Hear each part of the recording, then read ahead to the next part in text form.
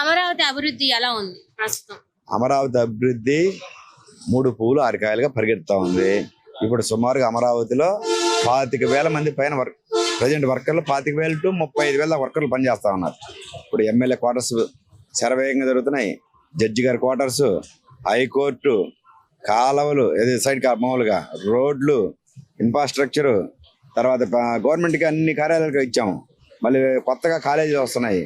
అమరావతి అసలు మామూలుగా శరవేగంగా ఈ 2029 లోపల 60 నుంచి 70% పూర్తి అయింది. మామూలుగా నెక్స్ట్ గవర్నమెంట్లో 2029-34లో మనమే వచ్చేది. అట్లయినా అప్పుడు ఫుల్ క్లోజ్ అయింది. హైదరాబాద్కి ఇప్పుడు హైదరాబాదు ఆదాయం 1,00,000 కోట్లు అంటున్నారు.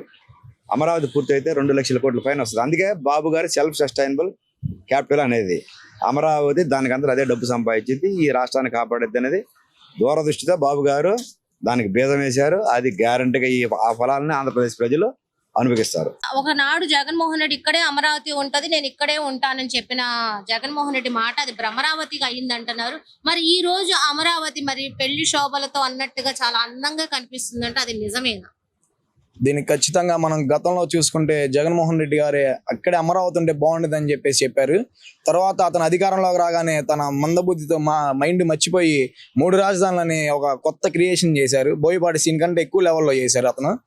తర్వాత వచ్చేసరికి 3 రాజధాని కనీసం సరే 3 రాజధానులైనా ఎక్కడ రా బాబు అంటే అది కూడా లేదు. అలా టైం పాస్ చేసుకుంటూ వచ్చేసారు. కనీసం ఇప్పుడు మళ్ళీ వీళ్ళు అధికారంలోకి వచ్చి కూటమి ప్రభుత్వం ఇప్పుడు చక్కగా అన్ని రూపుదిద్దుకుంటా అన్ని కన్స్ట్రక్షన్స్ అన్ని కరెక్ట్ గా చేస్తున్నారు వీళ్ళు. అది జనాలు కూడా కనపడుతుంది మనకి. అమరావతిలో ఇది చేశారండి అని మీకు ఏం కనిపిస్తుంది? ఏపీసీఆర్డీఏ, ఎమ్మెల్యే భవనాలు, హైకోర్టులు మొత్తం మనకి కన్స్ట్రక్షన్ లోనే ఉన్నాయి కదండి. హైకోర్టు అనేది ఉంది, ఆల్రెడీ ఉంది, అయిపోయింది.